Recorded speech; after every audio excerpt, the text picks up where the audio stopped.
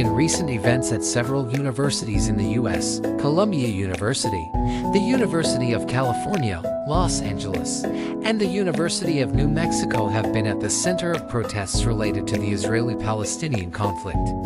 At Columbia University, NYPD officers entered the campus to address the protest at Hamilton Hall, where students breached the entrance, barricaded doors, and occupied the building.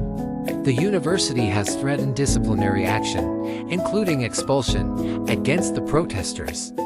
At UCLA, the university has added more security presence near a pro-Palestinian encampment and initiated a student conduct process that could lead to disciplinary action. Similarly, at the University of New Mexico, police arrested 16 people after they took over and vandalized the student union building. The university condemned the takeover, stating that it began as a protest but ended in criminal acts. Furthermore, the University of North Carolina at Chapel Hill canceled the last day of classes due to protests, with police physically pushing back pro-Palestinian protesters after they breached barricades surrounding the campus flagpole and replaced the American flag with a Palestinian flag. Similarly, at California State Polytechnic University, Humboldt, law enforcement arrested roughly 35 people and issued a shelter-in-place order for students living on campus due to ongoing criminal activity related to pro-Palestinian protests. Additionally, protests have occurred at the University of Texas Austin, Virginia Tech, and Florida State University, resulting in numerous arrests. At the University of Texas Austin, nearly 80 people were arrested, with the majority booked on criminal trespass charges.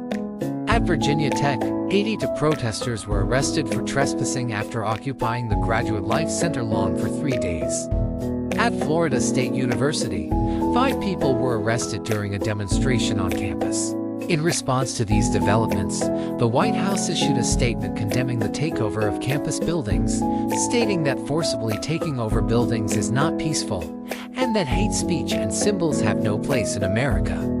Furthermore, the White House said that President Biden respects the right to free expression but emphasized that protests must be peaceful and lawful. The Biden administration also condemned the use of the term intifada and other hate speech displayed in recent days. In conclusion, the protests at various universities in the U.S. have led to significant disruptions, arrests, and disciplinary actions.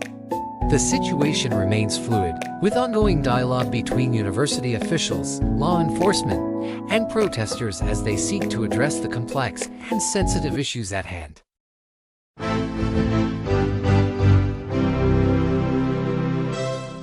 The document discusses the dire situation in Belgorod, a Russian border city facing the specter of war with Ukraine. The city, located near the Russia-Ukraine border, has been subjected to frequent missile and artillery strikes, resulting in a deserted and damaged urban landscape. The ongoing conflict has led to significant casualties, with 24 people killed and 152 wounded in less than 2 weeks due to long-range attacks. The city's residents, such as volunteer Natalia Zotova and witness Elizaveta, expressed their fear and longing for the peaceful past, highlighting the drastic transformation of their once tranquil city into a place marked by constant danger and desolation.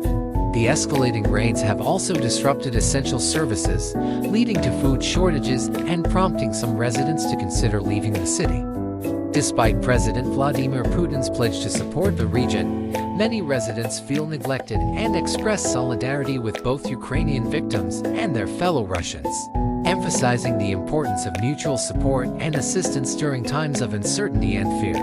The situation in Belgorod reflects the devastating impact of the conflict with Ukraine on the daily lives of its residents. The city's transformation into a ghost town is marked by deserted streets, damaged buildings, and frequent air raid sirens, creating an atmosphere of fear and uncertainty. The escalating raids have led to a significant loss of life and injuries, prompting concerns about the safety and well-being of the city's inhabitants.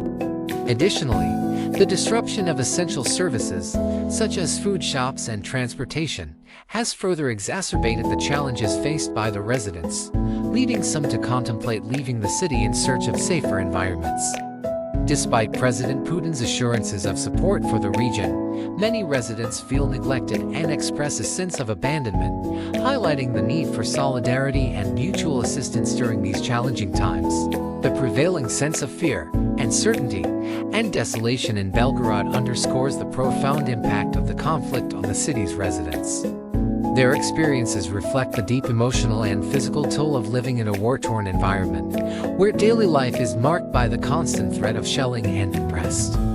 Despite the hardships they face, residents like Izotova emphasize the importance of supporting each other, extending solidarity not only to Ukrainian victims but also to their fellow Russians. This sentiment underscores the resilience and compassion of the community in the face of adversity, as they strive to navigate the challenges brought about by the conflict and provide aid to those in need, emphasizing the crucial role of mutual support and assistance during times of crisis.